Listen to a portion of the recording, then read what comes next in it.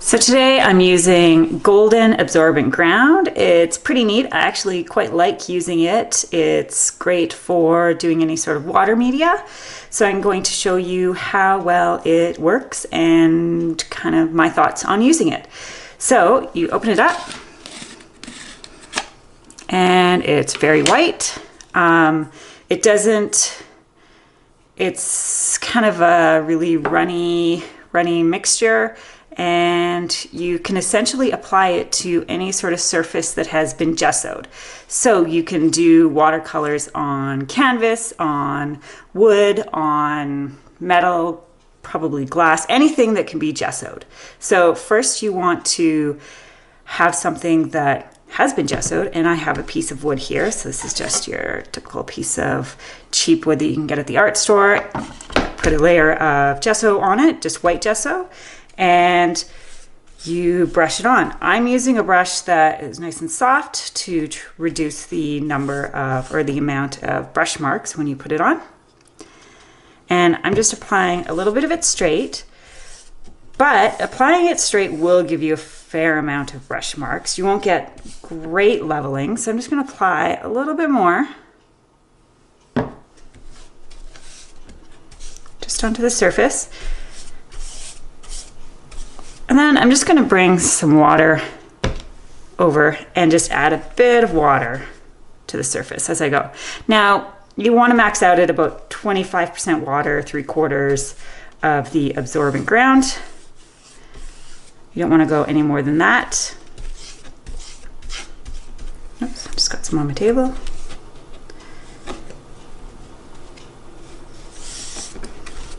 I try and you're not going to eliminate your brush marks completely. So I try and put them all in the same direction, unless whatever you're going to paint on there, you want to use your brush strokes as part of, if you want to do like a really windy, cloudy sky, maybe you're going to do some swirlies, things like that. But I'm doing just straight up and down so that I can kind of disguise them in the actual painting. So I just add a little bit more water. And that is, whoops, again, I'm putting some on my table. That is my first layer. And it goes on white. Obviously, I put it onto a white gesso. It isn't perfectly translucent. I think on the back it shows, it isn't perfectly opaque. On the back, it's much closer to the transparent side of the scale than the opaque side. So if there is any sort of, color underneath, it will come through a bit, but it will be somewhat faded out. And you'll want to do at least 2 layers, up to 5 or 6 layers, depending on how absorbent you want this to be. And I let it sit and I just let it air dry. I don't use a hairdryer on this because I want the self-leveling to happen so that my brush marks are, minimized as much as possible. If you use a hairdryer, you're going to have a bit more brush marks because they haven't had the time to just let gravity do its thing. Now, I'm going to show you what I've actually done on one of these. So this is the same piece of wood, or same type of wood. It's, I did this a couple days ago, and I think it turned out pretty neat, but there are some pros and some cons to absorbent ground. I'll just show you on the back. I did an X. When you're painting on a piece of wood, you'll find as you're doing your layers on the one side, your wood will actually start to bow a little bit, and you generally don't want that, especially if you're going to add layers of water media. If you have some bowing, the water is just going to run off to the side, which you don't want. So if you can either fully paint the back, and that basically flexes it back so that it's straight, or you can just do an X. So I just did an X really quickly with the ground, but you can use regular paint, anything that you want. So this is what I did the other day, and it turned out not too bad. There's some qualifications to using the absorbent ground. This is with watercolors, and I find it works really, really well to do wet on wet applications. So I did this Northern Lights in the night sky above the mountains. So I was able to just put a lot of water on there and just add paint and just play around with it until I got this really nice, you know, idea of movement in the sky. And it works great for northern lights because northern lights, they're always moving. You can't get it wrong with northern lights. And that's the nice thing about painting northern lights, and they're really beautiful too. You have some nice colors. So I just added tons of water and then just layered in paint. Sometimes I'd let it half dry, then add some more water and some more paint. What I did find is that the watercolor, it's not as strong. It doesn't dry as strongly as if you're painting on regular paper. So I really had to put a lot of paint on there. So I've done this sort of painting on paper quite a bit, and it's really quick to do the sky, but I found it probably took twice as long because I had to add a lot more paint to really get the same intensity. Don't expect your absorbent ground to feel like paper and act like paper. If, you know, I'm running my hand along here and it has kind of almost a toothiness. It's definitely doesn't feel like paper at all. It does feel like it's going to absorb whatever you put on there. But I find when you add the water and the paint, it really sits on it for a while. If you've ever used Yupo, that type of Yupo paper, which almost has that plastic surface, it's a bit like that, but not as strong of a sitting on the surface. And then eventually it will dry, and the watercolors are on there really, really well. A couple of drawbacks that I found. So I used a masking fluid to create the little stars.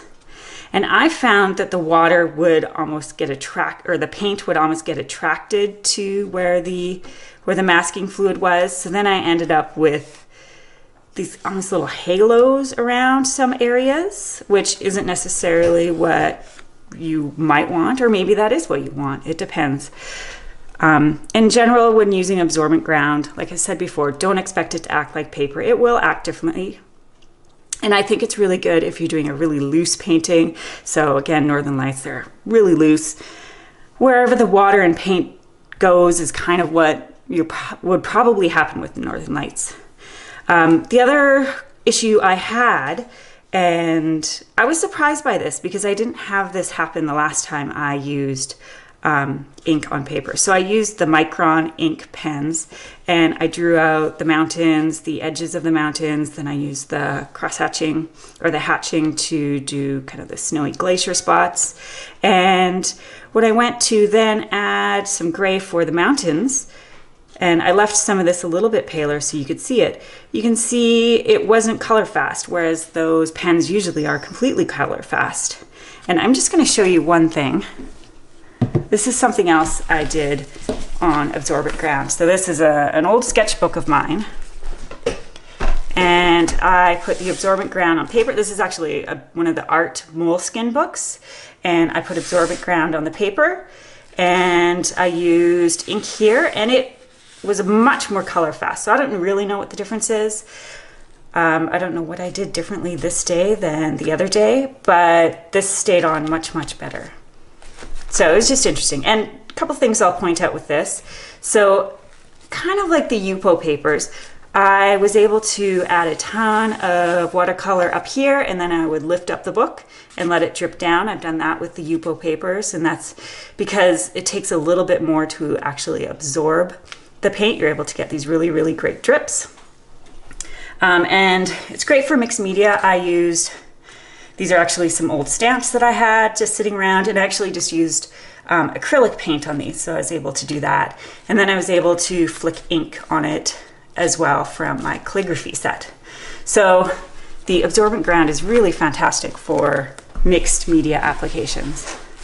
But it definitely has some drawbacks. You know, the paint does just kind of sit on there for a little while before it dries, and that's what led to this haloing that I ended up having. I had a little bit of issues with the paint really settling in certain spots, like it happened right here, but it didn't actually go all the way to the edge. Things like that. And that happened again here with the mountains. And then of course with what is typically a waterproof ink was not waterproof. So absorbent ground, absolutely great for really just playing around. It's great for really loose paintings.